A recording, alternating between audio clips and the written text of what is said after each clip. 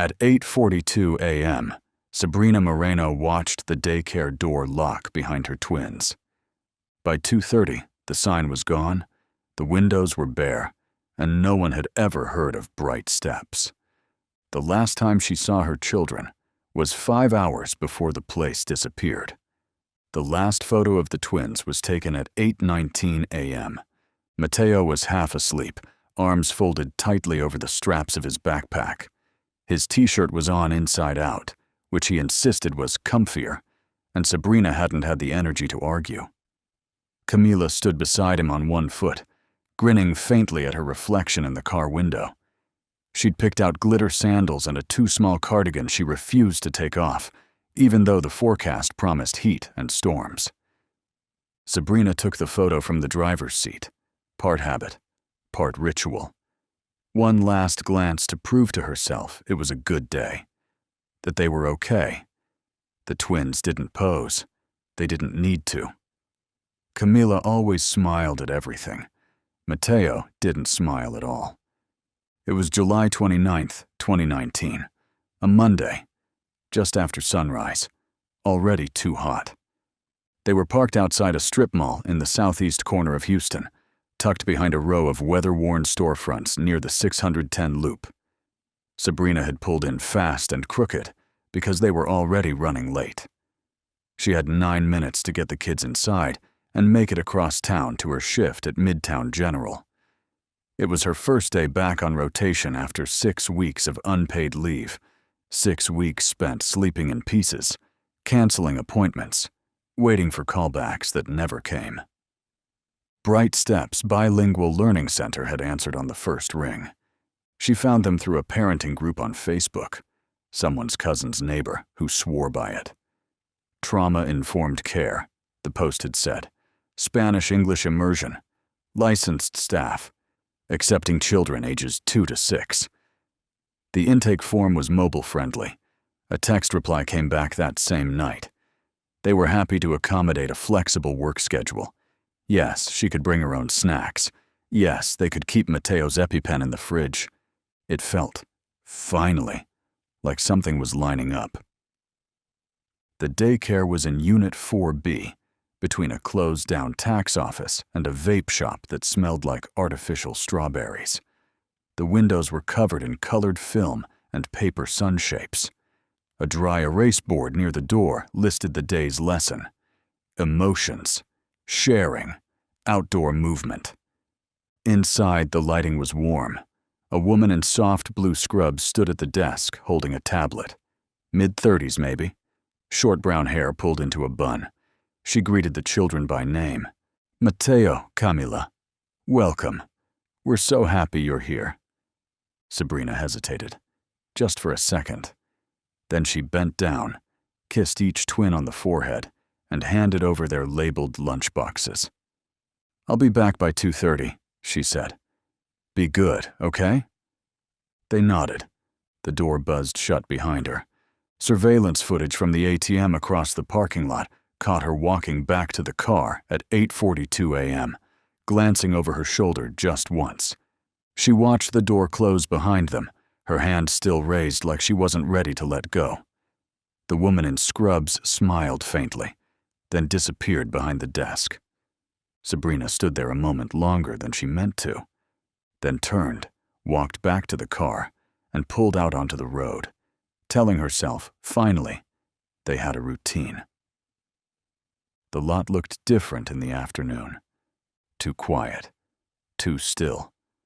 Sabrina parked in the same spot, but something felt wrong even before she turned off the ignition. The strip mall looked faded, less like a place for children and more like what it really was: a row of tired storefronts with peeling signs and tinted glass. The cartoon suns were gone. The paper stars she remembered taped to the inside of the window weren't there anymore, as neither was the laminated schedule. No lettering on the glass. No dry erase board listing snacks and circle time. Just a sheet of white paper, taped from the inside. For lease. Call to inquire. She stepped out of the car slowly. Her keys nearly slipped from her hand. Maybe she had the wrong unit. Maybe she parked in the wrong row. She checked the number stenciled beside the door. 4B, same as this morning. She knocked once, waited, knocked harder, pressed her face to the glass, shielding the glare with her hand. The room inside looked bare. No playmats, no cubbies, no plastic bins or storybooks. Just a long, empty floor and a wall that looked recently wiped down. She called the number that had texted her the intake link. One ring, then nothing. She tried again. A robotic message answered. "The number you have dialed is no longer in service." She checked the Facebook group where she'd found the original post. The ad was gone. The profile that posted it had been deleted. She walked to the vape shop next door. "Excuse me," she asked the man behind the counter. "Wasn't there a daycare right here this morning?" He looked up from his phone, glanced toward the window. "Not that I know of. That place has been empty. No, I dropped my kids off here, my twins. This morning, there was a woman in scrubs." "I've never seen kids in that unit," he said, looking back down. "Sorry." She stumbled back outside, called again, then again. The same number, still disconnected. And then she saw their backpacks, still in her back seat. She'd meant to bring them in after drop-off and forgot. Mateo's was red with a Velcro dinosaur patch. Camila's had glittered straps and a tag with her name in Sharpie. She opened the trunk and found the lunch boxes too. Full. Untouched. That was when her breath caught. The reality didn't hit all at once. It crept in slowly, cruelly. What she was seeing didn't make sense. What she was feeling did. Something was wrong. At 2:46 p.m., she called 911. Her voice shook as she gave her name, the address, and the words that wouldn't stop tumbling out of her mouth. "I dropped my kids off this morning. And now the daycare's not here." The dispatcher asked her to stay on the line, but there was nothing left to say. She stood there in the heat, staring through the glass at a space that should have been filled with color, noise, and life. And behind her, the world kept moving like nothing had happened. The first officer arrived 10 minutes later. He stepped out of the cruiser slowly, one hand resting on the door, eyes scanning the storefront as if trying to understand what exactly he'd been called to. Sabrina rushed toward him, words tumbling. "They were here, both of them. This morning. I signed them in. There was a clipboard, a tablet, a woman in scrubs. Her name might have been Carmen or Carla, I don't know. But my kids walked through that door." The officer glanced at the paper taped to the window. "For lease." He looked through the glass and stepped back. Inside, the unit was stripped bare. No furniture, no playmats, no signage. The walls were freshly wiped, too clean. No stickers, no tape residue, not even scuff marks. He asked her to slow down, to confirm the time, to point out exactly where she'd dropped them off. Sabrina answered everything. Same unit, same window, same woman who had smiled and said, "We're happy to have them." The officer called for backup. 2 more units arrived. One officer entered the neighboring businesses, asking if anyone had seen children that morning. No one had. The tax office was closed. The vape shop clerk shook his head again. A delivery driver remembered a white car out front earlier, but couldn't say who it belonged to. No one remembered seeing a daycare. No one remembered seeing the twins. The unit's landlord was contacted and gave a confused answer. The lease for Unit 4B had ended 3 weeks earlier. It was still listed as vacant. He hadn't rented to anyone new, not officially. The responding officers wrote it all down. At 3:27 p.m., Sabrina was asked to come with them for a formal statement. She sat in the back of the cruiser, silent, her phone buzzing unanswered in her hand. Her sister, her job, her own voice on repeat in her head saying, "This isn't real. This isn't happening." But it was real. They drove her downtown, and when she stepped into the interview room, the air changed. The first thing the detective asked wasn't, "What did you see?" It was, "Are you sure they were ever there?"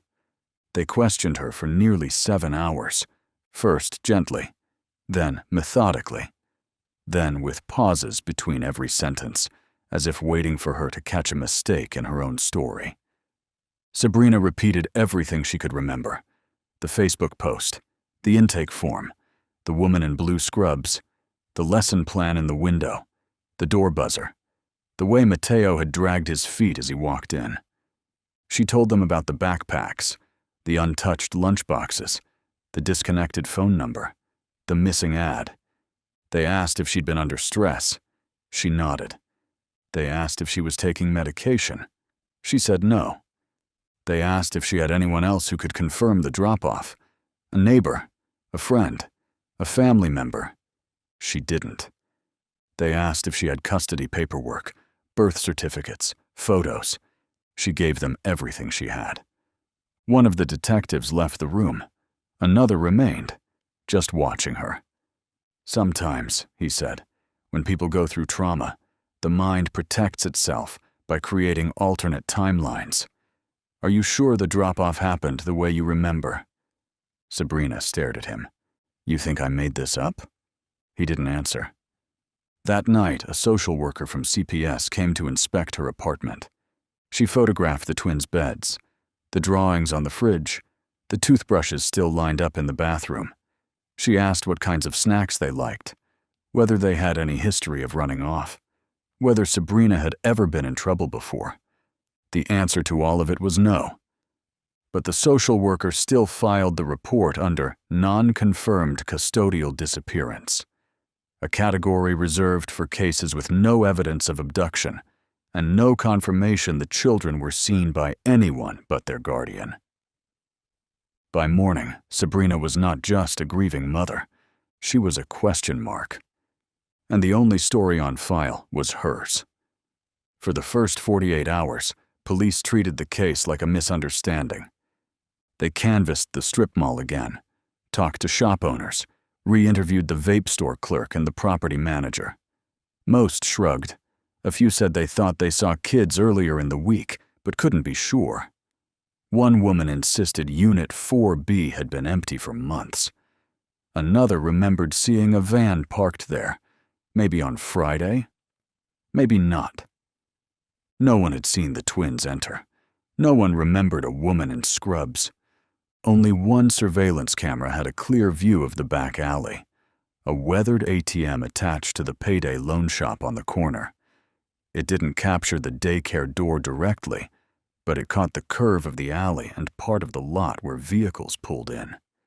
At 8:42 a.m., the footage showed Sabrina walking back to her car, glancing behind her once before getting in.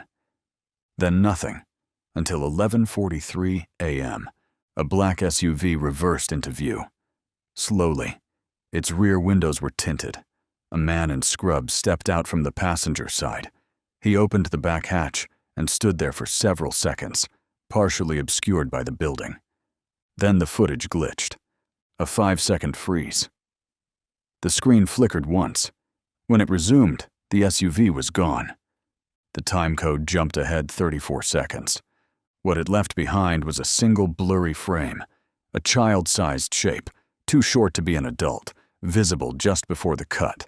Small arms, bare feet. For Sabrina, there was no doubt. "That's Mateo," she said. "He does that thing where he leans when he walks. I can tell, that's him." The police couldn't confirm.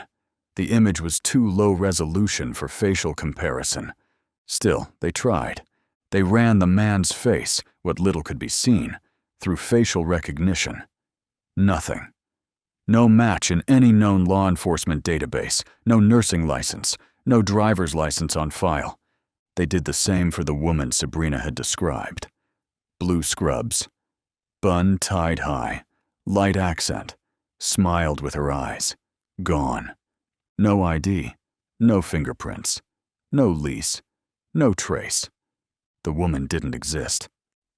When forensics swept the unit again, they found only one anomaly: a strong chemical signature along the floorboards and baseboards. Bleach, industrial grade, applied recently. No fingerprints, no DNA, no hair, no fibers. Nothing under the door trim, no paper scraps in the trash. The scene had been sterilized. Even the Wi-Fi Sabrina's phone had briefly connected to, Bright Steps guessed, had been tied to a prepaid mobile router. The device ID was unregistered. Its last ping was at 1:26 p.m. that day. By the time police tried to trace it, it was already off the grid. They subpoenaed the intake form email. It had come from a Proton Mail account routed through servers in Iceland, end-to-end encrypted. The account had been deleted less than 3 hours after Sabrina's drop-off. Every trail ended in a dead link. One detective wrote in the internal case file, "The scene appears deliberately staged to simulate long-term vacancy, likely premeditated. Perpetrators anticipated scrutiny, designed for immediate collapse and plausible deniability." But officially, the file remained labeled custodial disappearance, status unknown. Not abduction, not trafficking, just a mother's word, and 2 missing names on a piece of paper no one could find. The name on the intake form was Carmen Diaz. It sounded familiar to Sabrina, though she couldn't say why. Maybe it had been printed on the laminated snack schedule. Maybe the woman in scrubs had set it at the door. But when police ran the name through state child care licensing databases, nothing came up. No registered provider, no certifications, no CPR training, no record at all.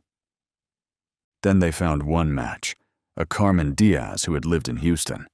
She died in 2007. The business license for Bright Steps had been filed using her identity. The listed mailing address was a UPS drop box. The email domain was still inactive. The taxpayer ID linked to the application belonged to a shuttered nonprofit that hadn't operated in over a decade. None of it pointed to a real business. It was a shell. Investigators traced the IP used to submit the state license form. It came from an apartment complex in San Antonio. The unit's tenant had moved out months earlier. Every thread unraveled the same way. A name that didn't exist, linked to an address that didn't matter, created just long enough to feel legitimate. It was a structure built to collapse. But someone had gone to the trouble of making it look real. Someone had printed laminated posters, listed fake reviews, set up an intake form with allergy sections and emergency contacts. Someone had created an entire operation that could pass a morning drop-off without raising alarm. And then they erased it. The only evidence it ever operated was Sabrina's word and a Wi-Fi connection that briefly appeared on her phone's settings page before vanishing. The physical signs had been wiped. The digital trail had been shredded. But the structure was clear. It had been staged, timed, and executed by people who knew exactly how to disappear. And they hadn't chosen her family at random. This wasn't a robbery. It wasn't revenge. It was designed to be quiet, clean, and temporary. When Sabrina asked detectives what it meant, one of them finally answered. They'd seen something like it before, once in Austin, and again in Laredo. Short-term childcare setups that operated just long enough to earn trust, then vanished overnight. No missing children in those cases. No formal charges. Just gaps. Sabrina asked how many. The detective didn't say. She sat in the hallway of the precinct for nearly an hour that night, staring at her phone. The screen was cracked from when she dropped it. Her wallpaper was still that last photo, the twins outside the car, squinting at the sun. She didn't cry. She didn't move. She just kept repeating one thought. If the daycare wasn't real, then someone knew exactly when she'd be there. It started with a phone call. August 23rd, 10:17 p.m., unknown number. No caller ID. Sabrina answered before the first ring finished. Silence. Then breathing. She said hello 3 times before the call cut off. 4 nights later, it happened again. This time, there was a voice. Soft. Flat. distorted by static. Just one sentence. They're safe. Forget them. The line went dead. Sabrina reported both calls to HPD. They traced the origin to a VoIP routing system. Anonymous, encrypted, with no viable source. Untraceable. 2 days after that, she found a plastic Ziploc bag taped to her apartment door. Inside was a folded piece of paper, a child's drawing. 2 stick figures, holding hands, standing next to a tall building. At the top, the name Mila in purple marker. It was Camila's handwriting. She hadn't seen that name written anywhere but on the back of a birthday card. The heart shape in the corner, the way Camila always drew them, like a sideways teardrop, was exactly the same. Sabrina handed the drawing over to detectives. They sent it for testing. No fingerprints, no fibers, no useful DNA. Whoever left it had worn gloves. That week, she started sleeping on the floor with the lights on. She kept the drawing next to her phone, checking it every few hours, as if the lines might change or disappear. It didn't feel like a threat. It didn't feel like a rescue either. It felt like someone was reminding her they were still in control. Then came the third call.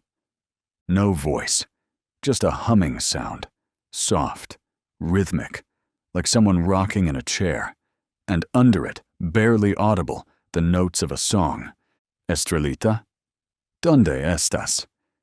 It was the lullaby she used to sing to Camila at nap time. She dropped the phone.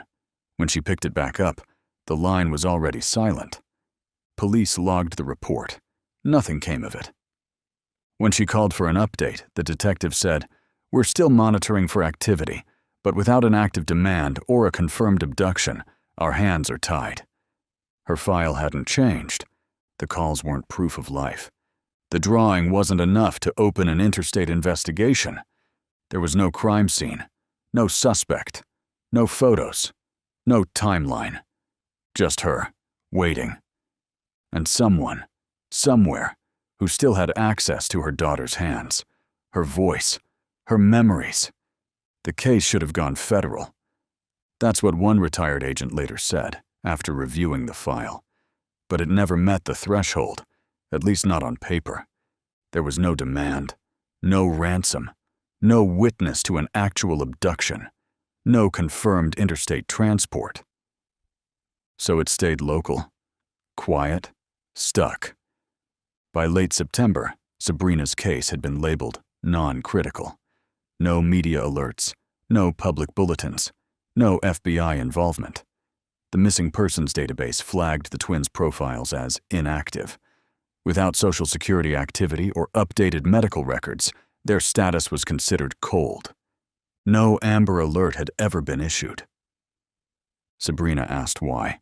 The officer on the phone paused before answering. "Because we can't prove they were taken."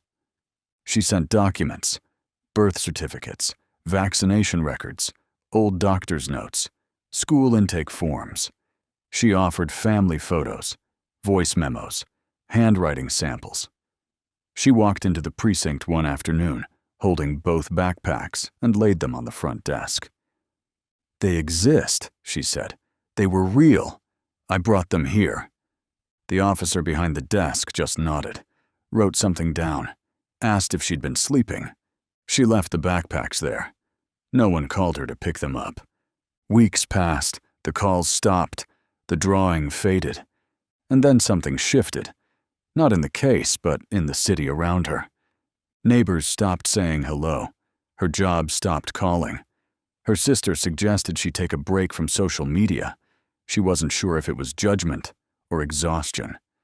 A counselor from CPS suggested something called pathological grief delusion. She'd read about it in a workshop. It wasn't a diagnosis, just a framework. Something that might explain how memories could rearrange under extreme stress. Sabrina stood up mid-session and walked out, because none of this was a memory. She remembered the curve of Camila's fingers when she reached back for one last hug.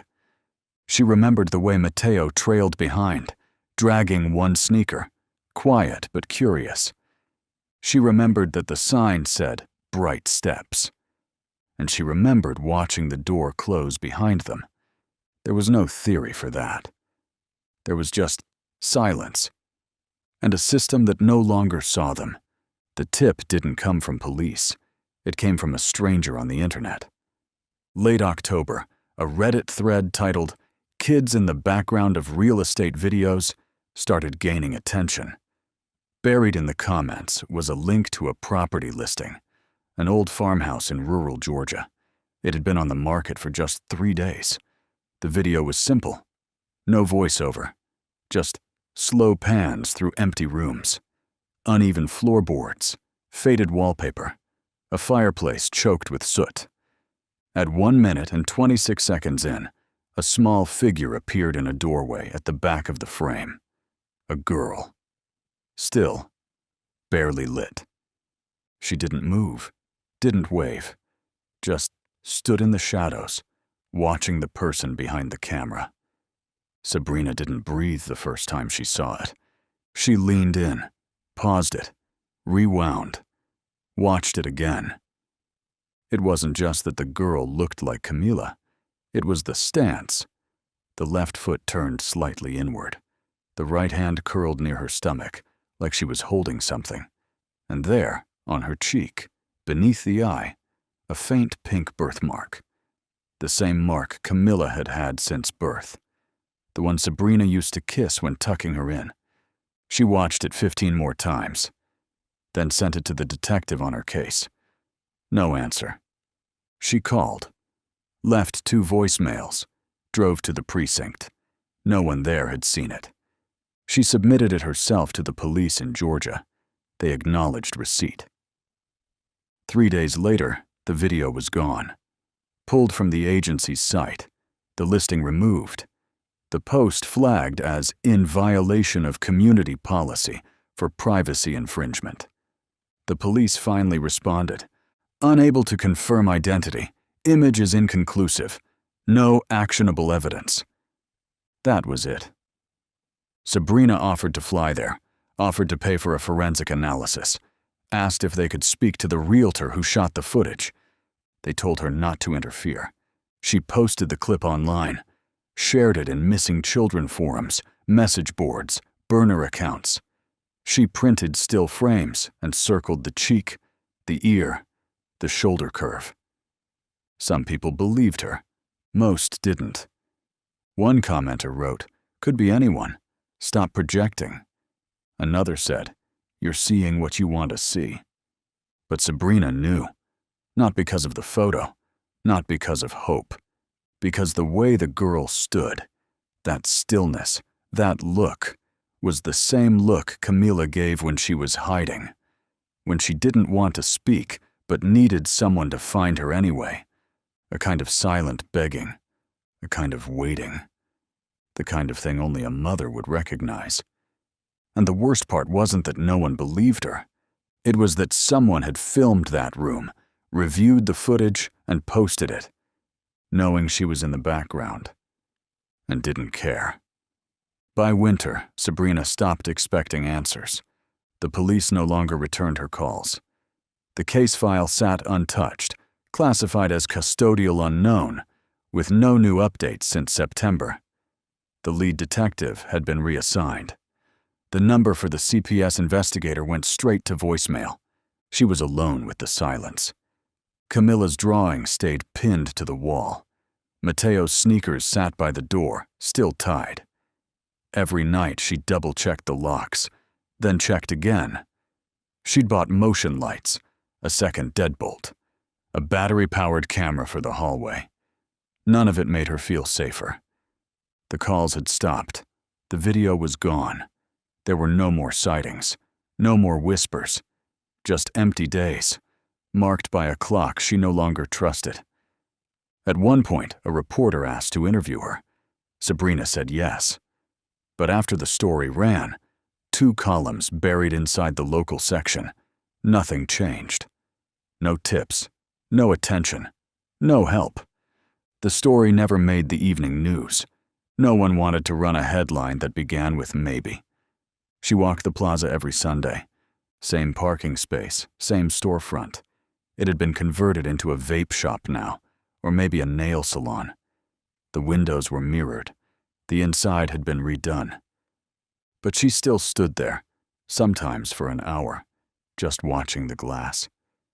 Sometimes she left something by the door, a juice box, a pair of socks, a note with their names, folded 3 times and taped to the wall, not for whoever took them, but in case they ever found their way back. In early January, she received a letter from the state, reminding her that her children's immunization records were out of date. The system still expected her to schedule a 5-year checkup. It was the first official recognition she'd received in months. That was what broke her. Not the silence, not the disbelief, but a form letter, casual, automatic, written by a system that refused to acknowledge they were missing, but still expected them to show up for shots. She folded it carefully, placed it in the box next to the backpacks, and sat down on the floor. They had vanished, and the world had simply adjusted. But one question never left her. Not after the footage, not after the calls, not after the erasures and denials and dead ends. If the daycare wasn't real, if it had never been listed, never been licensed, never been known, then how did they know her name? How did they know her children would be there, at that hour, on that day? Who was waiting? And how long had they been watching?